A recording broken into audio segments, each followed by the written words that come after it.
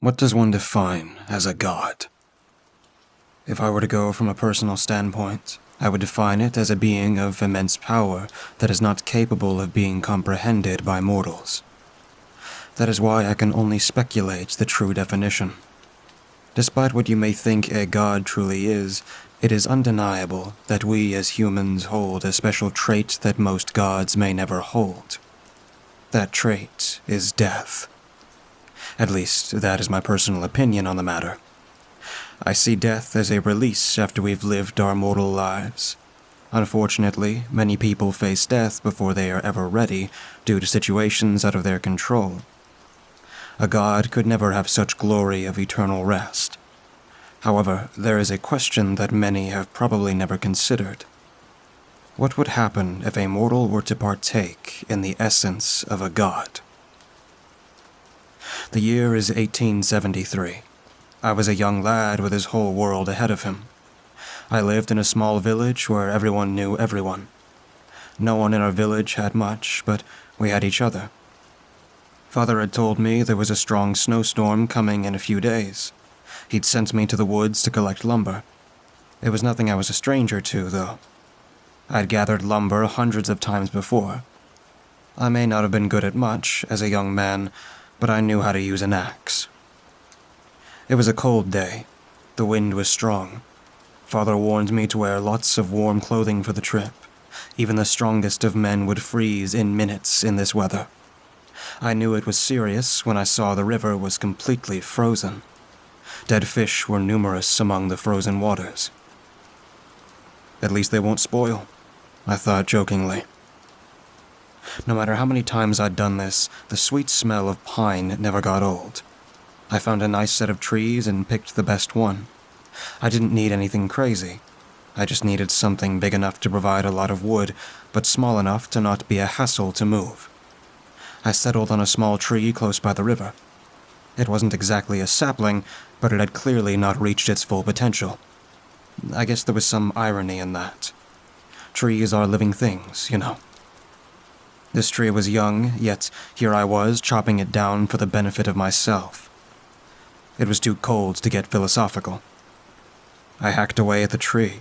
It took a few more swings than I was expecting, but it eventually came down. Snow poured over me as it fell over the river. Now I was certain this was really serious. The ice over the river didn't so much as crack from that. Mother Nature impressed me yet again. I began chopping the tree into smaller sections. My nose was running uncontrollably. Great, I thought. Last thing I need is a cold. After a few trips bringing lumber home, I felt we were settled with what we had. I gave myself a firm pat on the back. This was some of my finest work, if I do say so myself. As night came, the wind began to pick up. The temperature dropped lower than it ever had. Father stayed up all night to keep the fire going. This was nothing new to me. I was used to Father staying up all night. As long as he had his trusty bottle of whiskey, he could do anything, except be coherent. That night, something felt so off about the night. This cold was not only dangerous, it felt unnatural. I hardly got a wink of sleep that night. As I stared out my window, I began to wonder about my own mortality. Is there a world where things are simple? Does Mother Nature have something against us? Is this a punishment from God? Is there a God? Though Mother and Father were always incredibly religious, I always had a small sense of doubt in the back of my mind. Either way, wondering about this was not going to keep me warm. I turned over in my bed and attempted to sleep the frosty night away. The next morning was almost historical in nature. Ice and snow cascaded every house, every roof, and every tree. Father informed me that there was news that one of the village's residents passed away of pneumonia last night. People in my village always took the death of one of their own seriously. Not saying that death isn't serious. It made me wonder yet again. That just goes back to my queries of mortality again. Did that person want to die? Why must life be taken in such ways? I just hope it was painless. I decided I was going to go for a walk down the trail. While I was out there, I decided I might as well grab some more of that wood. I layered up, grabbed my axe, and proceeded out the door. Of course, Mother warns me not to freeze to death out there. My mother was always a careful woman. I loved her.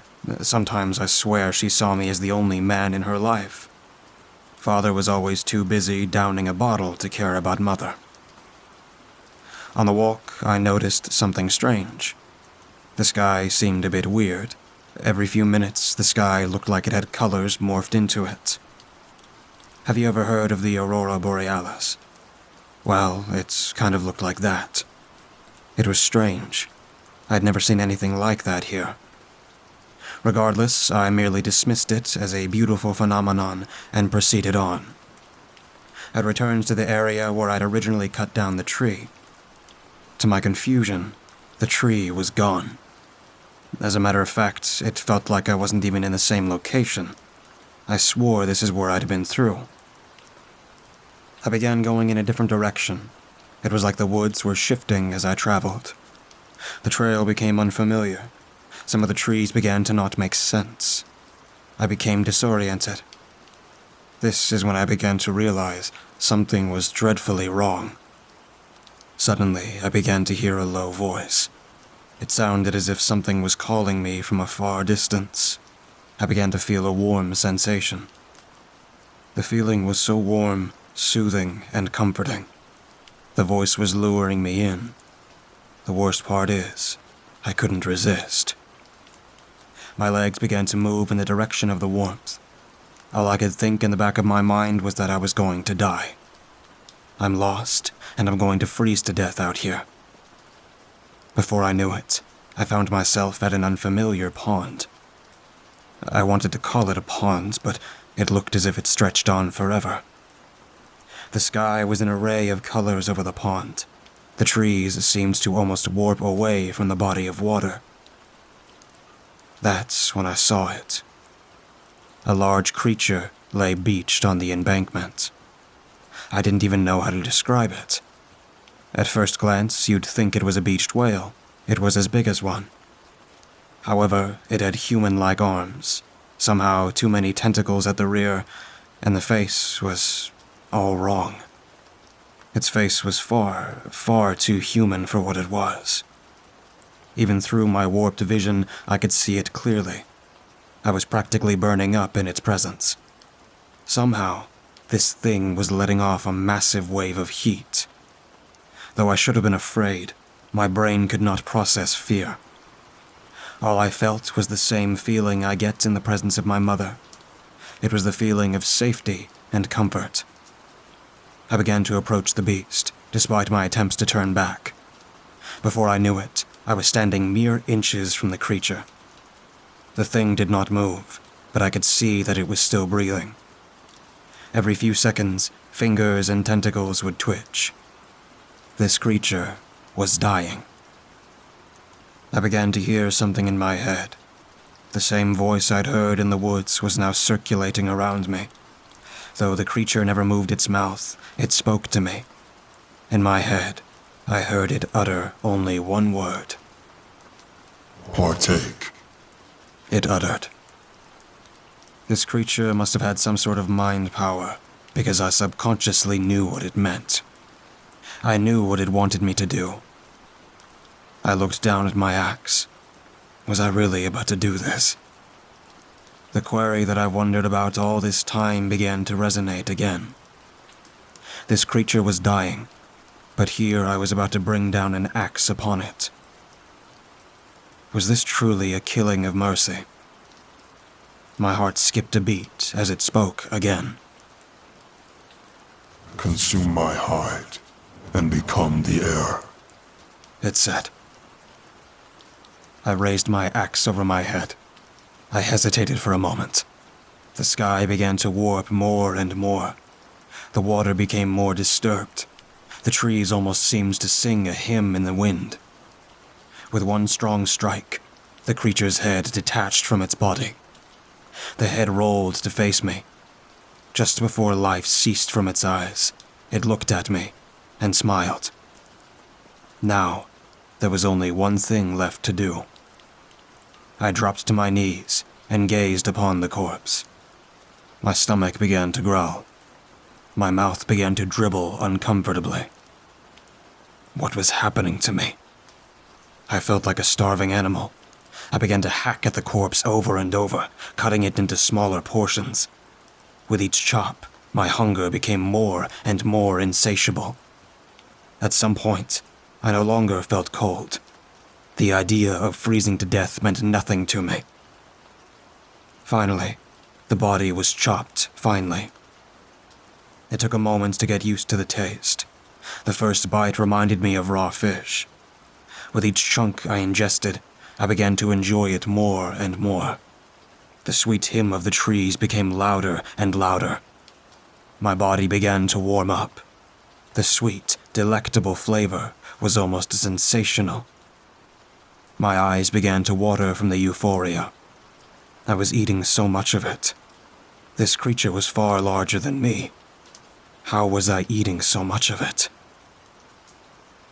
After about 10 minutes, I'd had enough. What came over me? I'd just done a disgusting thing. I felt like a sickened animal. I sat on the ground for several minutes, trying to regain my composure. That's when I began to feel it. I felt stronger, smarter, and more aware. It seemed like I just opened some sort of sixth sense. Simultaneously, everything stopped. The trees no longer sang. The sky's colors ceased entirely.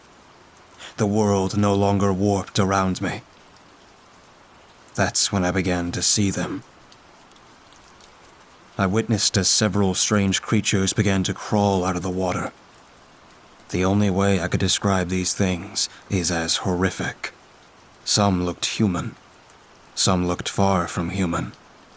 Some were indescribable. They slowly proceeded towards me. I gripped my axe, bracing for the worst. However, these creatures were not a threat, it seemed. All of them, in succession, pointed up to the sky. I looked up and saw what they were pointing at. Within the sky, there was a massive vessel of sorts. It merely floated there. There was no noise, no movement. I felt my heart stop for moments. I could not bring myself to say a word. I passed out from shock almost immediately. After everything up to that point, I finally passed out. I woke up in my bedroom. At first, I thought it was all just some horrible dream. That was until my father informed me that he'd found me unconscious not far off the trail. He told me that he believed I'd slipped on a patch of ice and hit my head on a stump, knocking myself out. Though Father insists what I told him was a dream, I swear it wasn't. I remember everything that happened that day. Years after, I was never able to find an explanation for what happened that day. No matter how many people I've told, no one ever believed that I, for some reason, partook in the consumption of a god. How do I know it was a god? Ever since the event, I've had dreams that I can only describe as divine. I partook in the consumption of a god. Ever since, I've been able to stare into the cosmos and see what awaits beyond. My questions of mortality no longer exist. This is why I see death as a mercy. I understand why mortals are such blessed beings. It's hard to believe that this took place in 1873. Even after centuries, it still feels like it happened just yesterday. Centuries have passed, yet my age has not changed. Time has lost its effect on me. I've had to watch everyone I've ever known come and go before me. In the last days of my mother and father, I saw them stare me in the eyes. I've had to suffer with the fact that they, somewhere down the line, saw me as a curse. I never wished to consume godly flesh. I really didn't have a say in the matter. I was essentially forced into the matter. Or was I? If I had stronger willpower, could I have changed things? Could I have resisted the temptation? I recently discovered some books that go over the idea of what I may have done. Some of these books go over the idea of interstellar beings with immense power. Some of these are discussed as beings from other worlds or dimensions. Others discuss the idea of cosmic horrors. These more relate to some sort of otherworldly gods. Perhaps that may have been what happened. Either I consumed the flesh of some form of alien entity, or I consumed the flesh of one of those cosmic horrors. I'm not any closer to finding an answer. One thing I know for certain, I have not gotten closer to death. I currently reside in a time period of which I should not belong. I've witnessed the creation of things such as automobiles, television, and phones.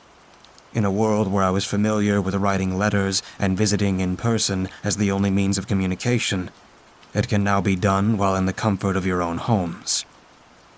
Wherever I go, I know that it will only be temporary. I live with the dread that I will probably outlive everything.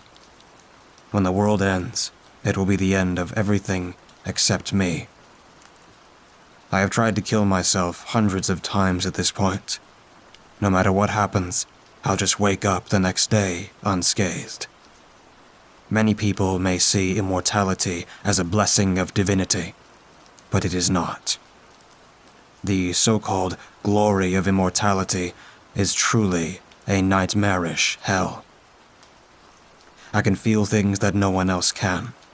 I see entities that walk among common people. I hear as the trees sing their ominous hymn in my honor.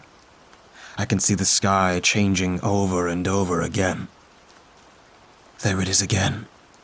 Just above the clouds, I can see that massive vessel floating. It hides so cleverly in plain sight. These poor mortals are none the wiser about what watches them. Now I get to the final point as to why I have written this. I don't know how many of these gods there are. Truth be told, I may not even be the only one out there like this. This is my theory of what I think happened. I believe I was the victim of an unfortunate circumstance. The creature I came across that day was some sort of otherworldly being on the verge of death. It coerced me into eating its flesh, and as a result, I gained a great deal of its power. Now I have become one of these monsters. Though I do not look like one, I maintain the visions and power held by one of these beasts. Many see immortality as a gift. I now know it as a punishment. It is punishment for the gift of divine cognitive thought. It is the punishment for omniscience. It is a punishment for the gift of things that could never be possessed by mortals. At least, it shouldn't be. I hope that one day I will be released from this hell. There's nothing I desire more than for this nightmare to end. Over the past few days, something has been wrong. The trees have begun to sing louder. The sky has become a permanent shade of dark pink. That massive vessel in the sky is beginning to move farther and farther away. I think something is coming. I currently sit here with my axe in hand. I'm afraid. I get the distinct feeling something is after me. Those accursed trees won't shut up.